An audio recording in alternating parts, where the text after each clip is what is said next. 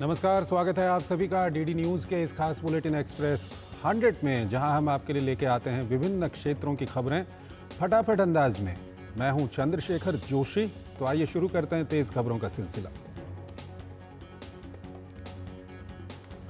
शुक्रवार की सुबह अचानक माइक्रोसॉफ्ट के सर्वर में आई गड़बड़ी के कारण दुनिया भर में हड़कंप मच गया। हजारों विंडोज सिस्टम में ब्लू स्क्रीन एरर के चलते एयरलाइंस, बैंक, मीडिया आउटलेट्स समेत दूसरे कई क्षेत्रों की सेवाएं बाधित हो गईं। इसके अलावा दुनिया के विभिन्न हिस्सों में भुगतान प्रणालियों पर भी असर पड़ा। कुछ माइक्रोसॉफ्ट सेवाओं में भारी व्यवधान आया। कई अमेरिकी राज्यों में सैकड़ों सेवाएं बाधित हुई हैं। लंदन स्टॉक एक्सचेंज की सेवाओं पर भी असर पड़ा। हालात की गंभीरता का अंदाजा इस बात से लगाया जा सकता है कि स्काई न्यूज को ब्रिटेन में थोड़े समय के लिए अपना प्रसारण रोकना पड़ा। भारत में भी विमान चालन सेवाएं प्रभावित हुईं। इंडिगो, अकासा एयर और स्पाइस जेट एयरलाइंस सहित विभिन्न विमानन कंपनियों को अपने संचालन में भारी कठिनाई आई। मुंबई, बेंगलुरु, दिल्ली सहित देश के कई एयरपोर्ट्स पर यात्रियों को परेशानी हुई। यात्रियों को हुई असुविधा के लिए सरकार ने तुरंत ठोस कदम उठाए। सरकार ने प्रभावित यात्रियों के लिए अतिरिक्त सीटें, पानी और भोजन उपलब्ध कराने के निर्देश दिए। साथ ही निर्देश दिया कि एयरलाइंस और हवाई अड्डे के अधिकारी यात्रियों को उनकी उड़ान की स्थिति के बारे में जानकारी प्रदान और आवश्यक सहायता प्रदान करें।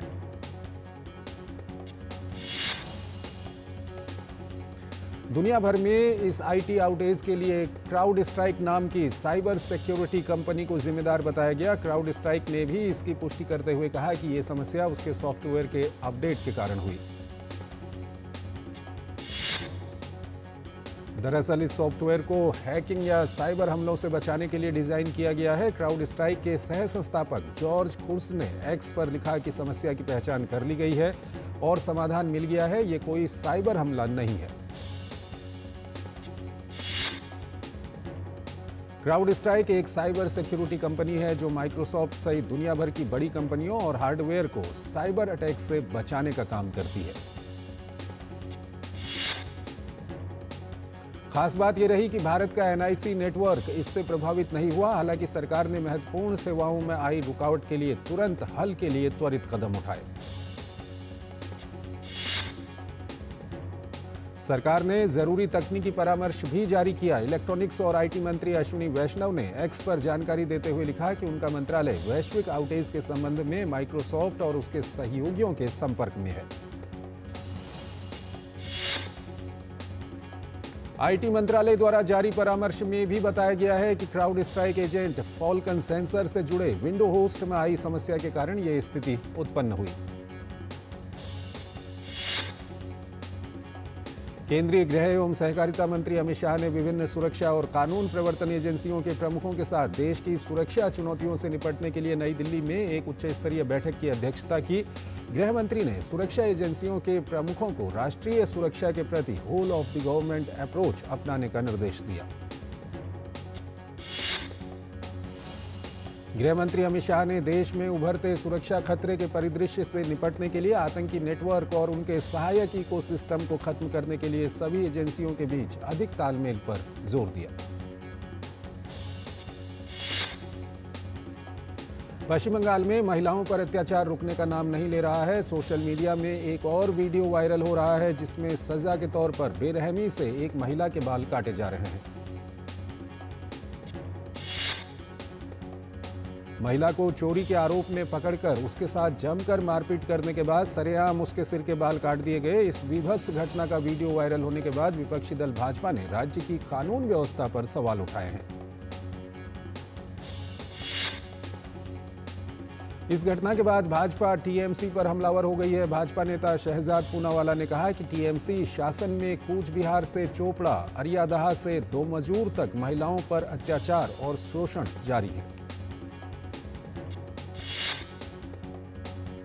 पश्चिम बंगाल में महिलाओं पर अत्याचार को लेकर केंद्रीय मंत्री और पश्चिम बंगाल में भाजपा प्रदेश अध्यक्ष सुकांत मजूमदार ने इस मामले में बंगाल सरकार को जमकर घेरा है। उन्होंने राज्य में कानून व्यवस्था पर सवाल उठाए।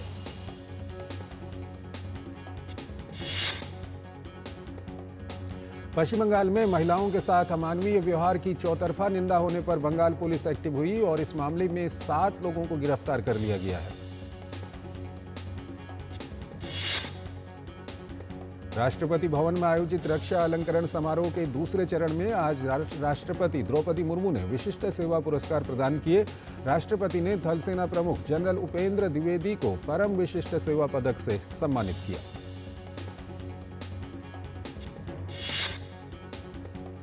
राष्ट्रपति ने भारतीय नौसेना प्रमुख एडमिरल दिनेश के त्रिपाठी को भी परम विशिष्ट सेवा पदक प्रदान किया। वहीं भारतीय सेना के उप प्रमुख लेफ्टिनेंट जनरल NS राजा सुब्रमणी को भी परम विशिष्ट सेवा पदक प्रदान किया गया।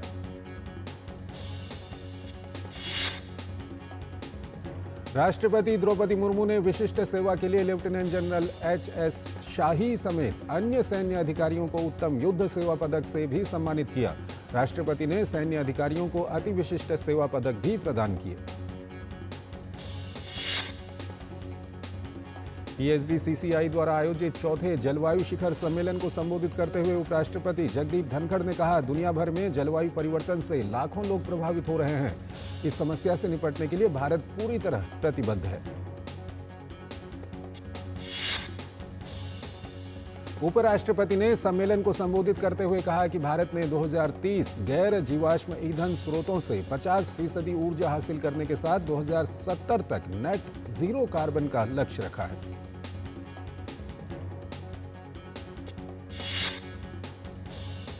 परिवार नियोजन पर आयोजित विशेषज्ञों की एक बैठक को संबोधित करते हुए केंद्रीय स्वास्थ्य राज्य मंत्री अनुप्रिया पटेल ने कहा है कि परिवार नियोजन के लक्ष्यों को हासिल करने के लिए पुरुषों की भागीदारी बढ़ाने की जरूरत है।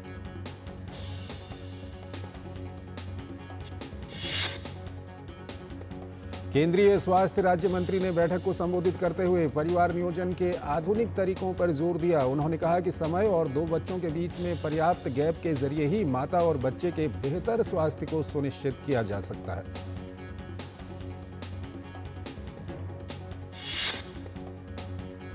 बाईस जुलाई से सावन का महीना शुरू होने वाला है। कांवड़ यात्रा से पहले उत्तर प्रदेश की योगी सरकार ने नई गाइडलाइन जारी की है। भाजपा के नेता मोहसिन ने बताया कि उत्तर प्रदेश के कांवड़ मार्गों के किनारे पर मौजूद सभी खाद्य और पेय पदार्थों की दुकानों को अपने मालिक के नाम और फोन नंबर की नेम प्लेट लगाना आवश्यक होगा।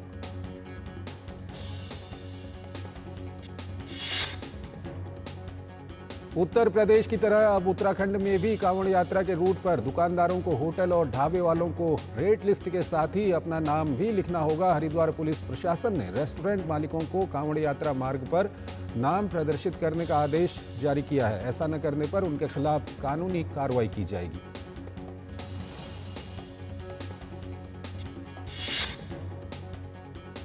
गुजरात के मुख्यमंत्री भूपेंद्र पटेल ने निर्माण श्रमिकों के हितों को ध्यान में रखते हुए श्रमिक बसेरा योजना की शुरुआत की है। योजना के अंतर्गत राज्य के करीब 15,000 निर्माण श्रमिकों को 5 रुपये प्रतिदिन की मामूली दर पर अस्थायी आवास उपलब्ध कराया जाएगा।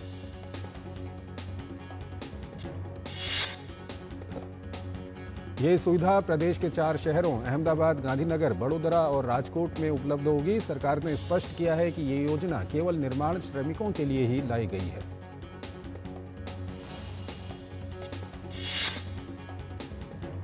गुजरात में चांदीपुरा वायरस के बढ़ते मामलों के मद्देनजर स्वास्थ्य विभाग ने अहम बैठक की है। इस बैठक में वीडियो कॉन्फ्रेंसिंग के माध्यम से राज्य मेडिकल कॉलेज और सिविल हॉस्पिटल सिस्टम के डॉक्टर भी शामिल हुए।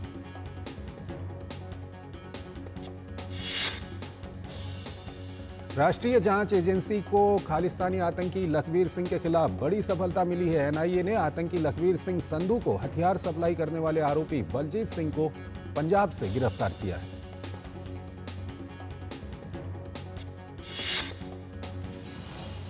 यूपी के उन्नाव के आगरा लखनऊ एक्सप्रेसवे पर एक स्कॉर्पियो गाड़ी के दुर्घटनाग्रस्त होने से 5 लोगों की मौत हो गई। 5 में से 3 लोगों की मौके पर ही मौत हो गई। बाकी 2 लोगों की मौत इलाज के लिए जिला अस्पताल ले जाते समय रास्ते में हो गई।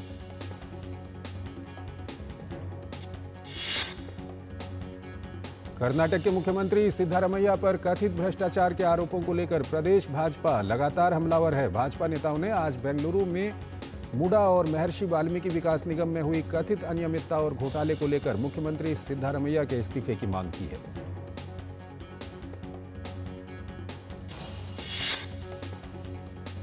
भाजपा नेता सीटी रवि ने कांग्रेस पर SC/ST का पैसा लूटकर कर्नाटक और तेलंगाना चुनावों में लगाने का भी आरोप लगाया।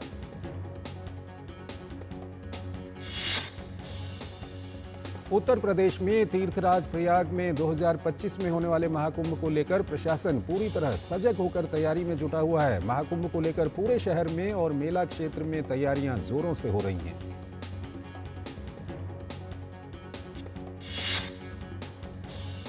प्रयागराज के मंडलायुक्त विजय विश्वास पंत ने बताया कि मौनी अमावस्या के दिन इस बार पिछले बार की अपेक्षा कहीं अधिक लोगों के आने की संभावना है और उसी को लेकर विशेष तैयारी की जा रही है।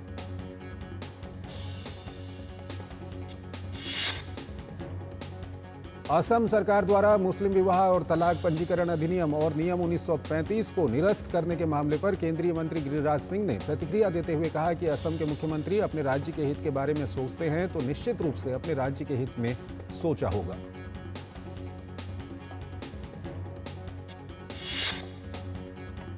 जम्मू कश्मीर के डोडा जिले में आतंकियों से मुठभेड़ में शहीद हुए कैप्टन ब्रजेश थापा का पार्थिव शरीर पश्चिम बंगाल के दार्जिलिंग के लेबोंग स्थित उनके घर पर लाया गया, जहां लोगों ने शहीद ब्रजेश थापा को नम आंखों से श्रद्धांजलि अर्पित की।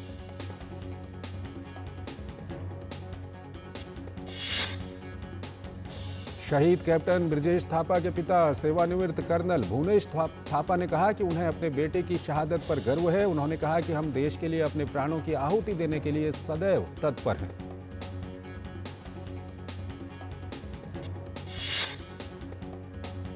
छत्तीसगढ़ में नक्सलियों द्वारा किए गए कायराना हमले में शहीद जवान भरतलाल साहू को अंतिम विदाई के दौरान मुख्यमंत्री विष्णुदेव साय ने विनम्र श्रद्धांजलि अर्पित की।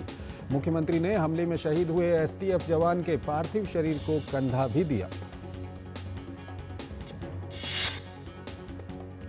असम में बाढ़ की स्थिति में लगातार सुधार हो रहा है। बाढ़ से जलमग्न जिलों की संख्या घटकर 13 हो गई है। गुवाहाटी में क्षेत्रीय मौसम विज्ञान केंद्र ने अगले 2 दिनों तक बारिश नहीं होने की संभावना जताई है।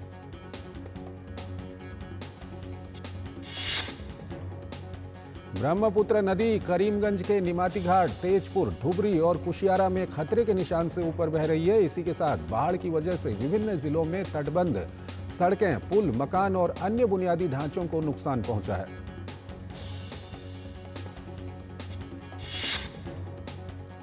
बाबा बर्फानी के दर्शन के लिए अमरनाथ तीर्थयात्रियों का एक और जत्था कड़ी सुरक्षा के बीच श्रीनगर के पंथा चौक बेस से रवाना हुआ। पिछले साल की तुलना में अमरनाथ यात्रा के लिए इस बार श्रद्धालुओं की संख्या 2 गुने के करीब पहुंच गई है।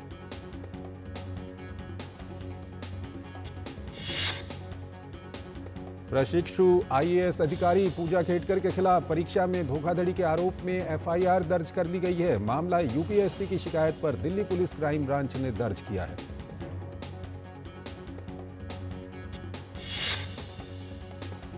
UPSC ने उनके दस्तावेजों की जांच में पाया कि उन्होंने अपनी पहचान के विवरण में बदलाव करके धोखाधड़ी की थी। ऐसा करके उन्होंने परीक्षा में शामिल होने के अवसरों को बढ़ाया था।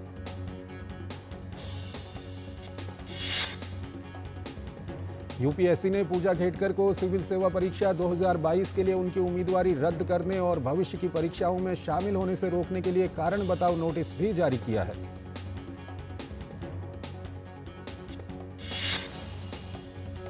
नीट पेपर लीक मामले में CBI की टीम ने रांची के रिम्स से फर्स्ट ईयर की छात्रा सुरभि कुमारी को गिरफ्तार कर लिया है। साथ ही सुरभि की मोबाइल और अन्य इलेक्ट्रॉनिक गैजेट CBI ने सील कर दिए हैं।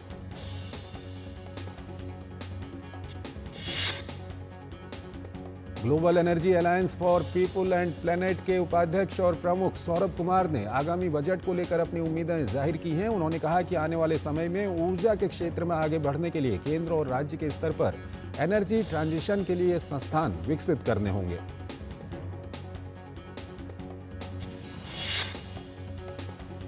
यूनेस्को विश्व धरोहर समिति की 46वीं बैठक का आयोजन 21 से 31 जुलाई तक भारत की अध्यक्षता में आयोजित होगी। इस मौके पर बैठक की तैयारियों के बारे में संस्कृति मंत्री और पर्यटन मंत्री गजेंद्र सिंह शेखावत ने प्रेस को संबोधित किया।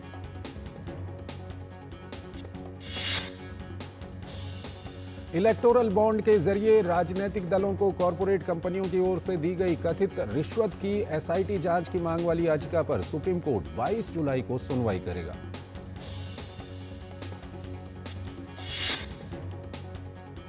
वकील प्रशांत भूषण ने चीफ जस्टिस की अध्यक्षता वाली बेंच से जल्द सुनवाई की मांग की थी। एनजीओ कॉमन कॉज की ओर से दायर याचिका में कहा गया है कि इलेक्टोरल बॉन्ड के जरिए दिए गए चुनावी चंदे में करोड़ों रुपए का घोटाला हुआ है।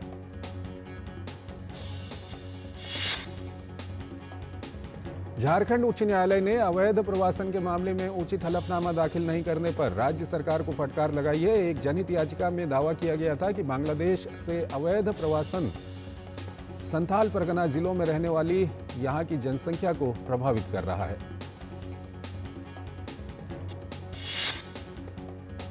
कई दिनों के बाद भारतीय शेयर बाजार में चौतरफा बिकवाली देखने को मिली। सेंसेक्स और निफ्टी दोनों लाल निशान के साथ बंद हुए।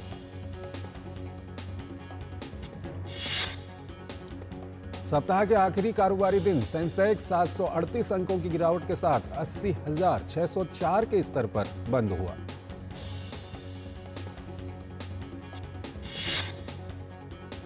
वहीं दूसरी तरफ निफ्टी 270 अंक गिरकर 24,530 पर बंद हुआ।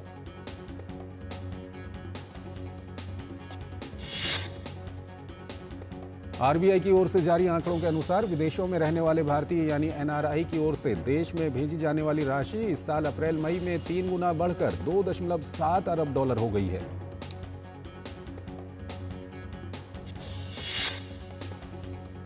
ग्लोबल ब्रोकरेज फर्म वोफा की ओर से एशिया के फंड मैनेजर का सर्वे किया गया है, जिसमें शीर्ष निवेशकों ने जापान, भारत और ताइवान को निवेश के लिए सबसे अच्छा बाजार बताया।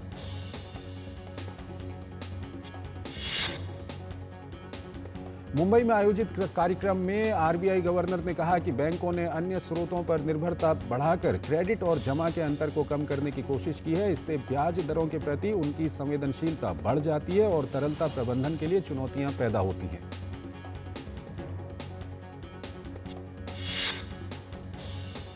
देश की सबसे बड़ी इंश्योरेंस कंपनी एलआईसी के शेयरों ने अपने नाम एक नया रिकॉर्ड दर्ज किया है। पिछले एक साल में कंपनी के शेयर में 74% से ज्यादा का उछाल आया है।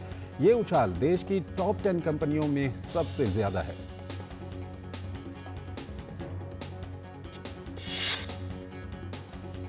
पेटीएम की मूल कंपनी वन कम्युनिकेशंस का घाटा चालू वित्त वर्ष की अप्रैल-जून तिमाही में बढ़कर 840 करोड़ रुपए हो गया।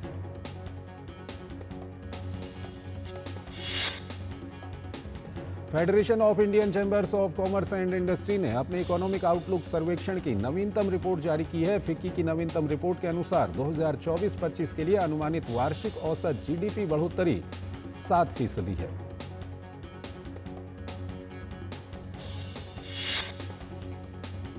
सर्वे में 2024-2025 में कृषि और उससे जुड़ी गतिविधियों के लिए 3.7% की अनुमानित औसत वृद्धि पर प्रकाश डाला गया है, जो 2023-24 में देखी गई 1.4% वृद्धि से बेहतर है। इसके अलावा चालू वित्त वर्ष में उद्योग और सेवा क्षेत्रों में 6.7% और 7.4% की वृद्धि होने का अनुमान है।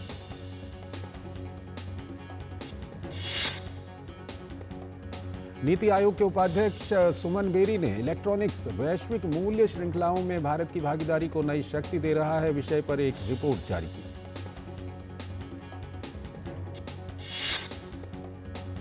नीति आयोग की रिपोर्ट में इलेक्ट्रॉनिक्स क्षेत्र में भारत की भागीदारी बढ़ाने के लिए जटिलताओं, चुनौतियों और अवसरों को समझने के प्रयासों पर जोर दिया गया है।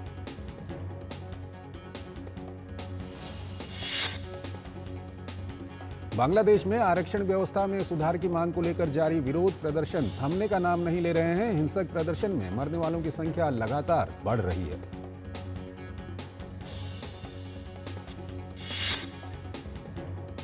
समाचार एजेंसी एएफपी के अनुसार शुक्रवार को मरने वालों का आंकड़ा बढ़कर 50 हो गया। बढ़ती हिंसा के मद्देनजर सरकार ने कई क्षेत्रों में मोबाइल सेवाएं बंद कर दी हैं।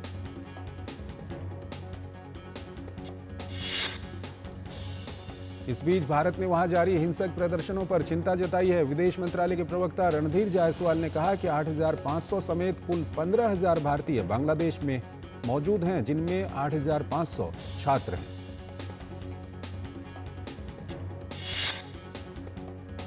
भारतीय उच्चायोग ने अपने नागरिकों के लिए एडवाइजरी जारी करते हुए संपर्क में रहने की सलाह दी है। विदेश मंत्रालय ने बताया, विदेश मंत्री डॉक्टर एस जयशंकर खुद वहां बांग्लादेश की स्थिति पर नजर बनाए हुए हैं।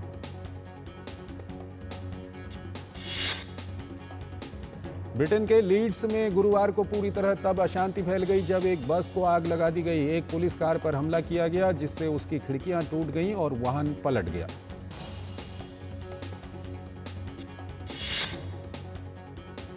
दंगाइयों की ओर से शहर के कई हिस्सों में आगजनी की गई।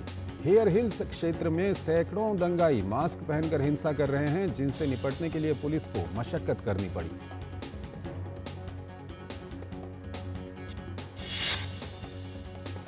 दंगों का कारण चाइल्ड केयर एजेंसी की ओर से स्थानीय बच्चों को ले जाना बताया जा रहा है, जिसका कुछ लोगों ने विरोध किया। देखते ही देखते हेयर हिल्स में बड़ी भीड़ जमा हो गई।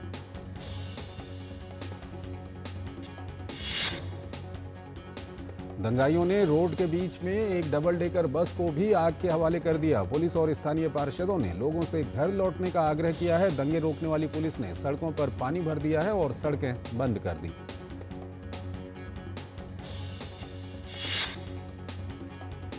अमेरिकी राष्ट्रपति जो बाइडेन पर राष्ट्रपति चुनाव से अपनी उम्मीदवारी वापस लेने का दबाव बढ़ता जा रहा है। पूर्व राष्ट्रपति बराक ओबामा ने भी बाइडेन की उम्मीदवारी को लेकर चिंता जताई है।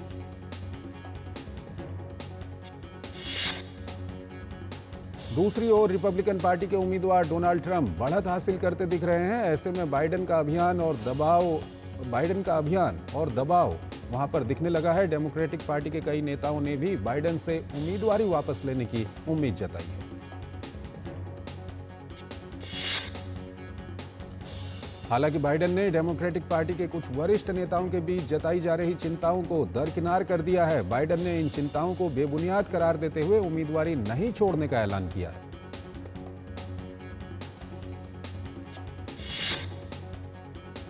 वॉशिंगटन पोस्ट के मुताबिक पूर्व राष्ट्रपति बराक ओबामा ने निजी तौर पर कहा है कि बाइडेन के राष्ट्रपति चुनाव जीतने की संभावना कम हो गई है। हालांकि ओबामा के प्रवक्ताओं ने उनकी इस टिप्पणी को लेकर बयान देने से मना कर दिया है।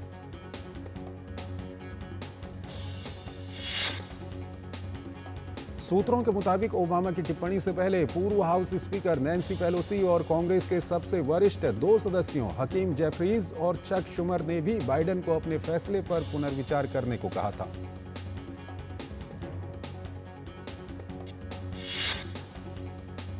पूर्व अमेरिकी राष्ट्रपति डोनाल्ड ट्रंप ने 2024 के राष्ट्रपति चुनाव के लिए रिपब्लिकन पार्टी का नामांकन औपचारिक तौर पर स्वीकार कर लिया है। रिपब्लिकन नेशनल कन्वेंशन में ट्रंप ने कहा कि वो सिर्फ आधे अमेरिका के लिए नहीं लड़ रहे हैं, बल्कि एक महान देश के लिए लड़ रहे हैं।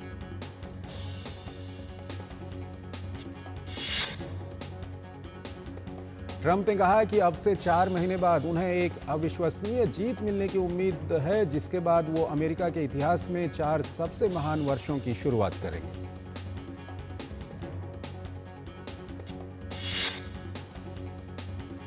यूक्रेन और रूस के बीच चल रहे युद्ध के बीच राष्ट्रपति ज़ेलेंस्की ने अमेरिका के पूर्व राष्ट्रपति डोनाल्ड ट्रंप से उनकी शांति योजना को लेकर सवाल पूछे। ज़ेलेंस्की ने एक साक्षात्कार के दौरान कहा कि यूक्रेन में युद्ध समाप्त करने की डोनाल्ड ट्रंप की योजना की कीमत क्या होगी।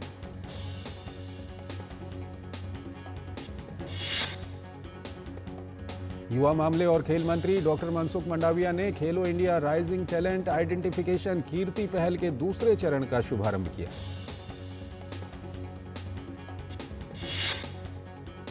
नई दिल्ली में आयोजित कार्यक्रम में खेल मंत्री ने कहा कि मोदी सरकार के वर्तमान कार्यकाल के पहले 100 दिन में भारत के गांव से लेकर शहर के 1 लाख युवाओं को खेल के क्षेत्र में टैलेंट के रूप में पहचान कर आगे बढ़ाने का काम किया जाएगा।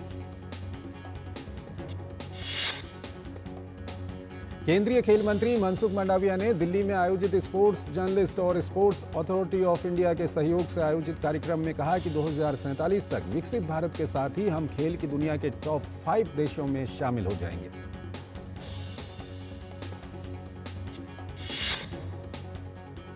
बीसीसीआई ने श्रीलंका दौरे के लिए भारतीय वनडे और टी20 टीम का ऐलान कर दिया है। वनडे में जहां रोहित शर्मा टीम की कमान संभालेंगे, तो वहीं टी20 में सूर्य कुमार यादव को कप्तान बनाया गया है।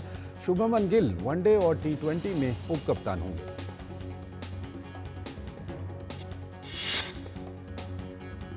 वनडे में विराट कोहली के ब्रेक लेने की भी खबर पर पूर्ण विराम लग गया है। विराट को श्रीलंका दौरे के लिए टीम में शामिल किया गया है। हालांकि तेज गेंदबाज जसप्रीत बुमराह को आराम दिया गया है।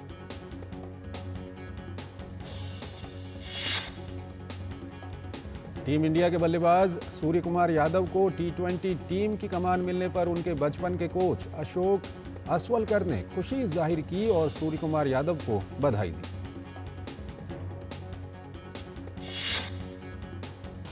पाकिस्तानी क्रिकेट टीम के स्टार खिलाड़ी बाबर आजम, मोहम्मद रिजवान और शाहीन अफरीदी को कनाडा में होने वाले आगामी ग्लोबल टी20 में भाग लेने के लिए पाकिस्तान क्रिकेट बोर्ड की ओर से अब तक एनओसी नहीं मिली है।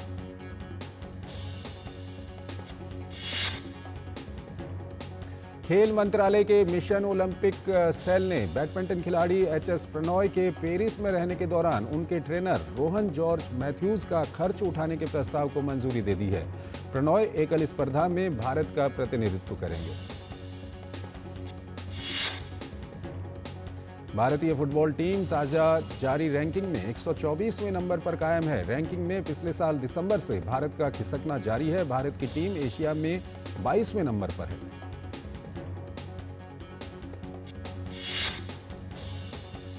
अर्जेंटीना की टीम फीफा रैंकिंग में मजबूती से शीर्ष स्थान पर बनी हुई है। मेसी के नेतृत्व में अर्जेंटीना ने हाल ही में कोलंबिया को हराकर रिकॉर्ड 16वीं बार कोपा अमेरिका का खिताब जीता था।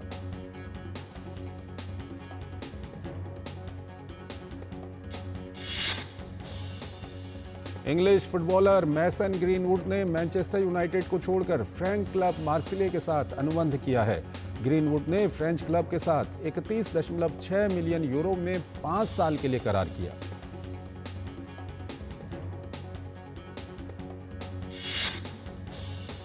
बॉलीवुड स्टार शाहिद कपूर की अपकमिंग एक्शन थ्रिलर फिल्म देवा की रिलीज डेट सामने आ चुकी है। ये फिल्म अगले साल 14 फरवरी को वैलेंटाइन डे के मौके पर रिलीज होगी। साउथ सुपरस्टार रामचरण को मेलबर्न के इंडियन फिल्म फेस्टिवल के 15वें एडिशन में ambassador for Indian art and culture से सम्मानित किया जाएगा।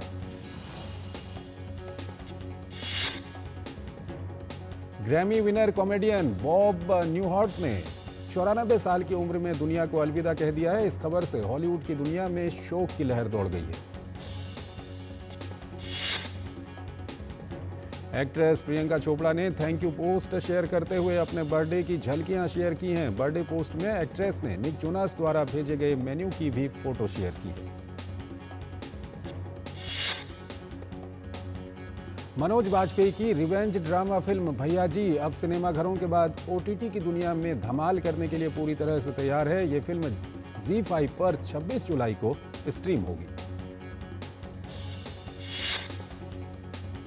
ऑनलाइन लीक हुई विक्की तृप्ति की film bad news. Social media पर एक फिल्म देखने वाले ने बैड न्यूज का एक अहम सीन लीक किया और उसमें बताया कि अनन्या इस फिल्म में कैमियो करने वाली हैं, जिसे अब तक गुप्त रखा गया था। तापसी पन्नू और विक्रांत मैसी अभिनीत फिल्म हसीन दिलरुबा का अगला भाग जल्द रिलीज होने वाला है। फिल्म फिर आई हसीन दिलरुबा 9 अगस्त को नेटफ्लिक्स पर रिलीज की जाएगी। Kangana Ranaut upcoming political drama film emergency को लेकर नया अपडेट आया सामने। फिल्म 6 सितंबर को होने वाली है रिलीज।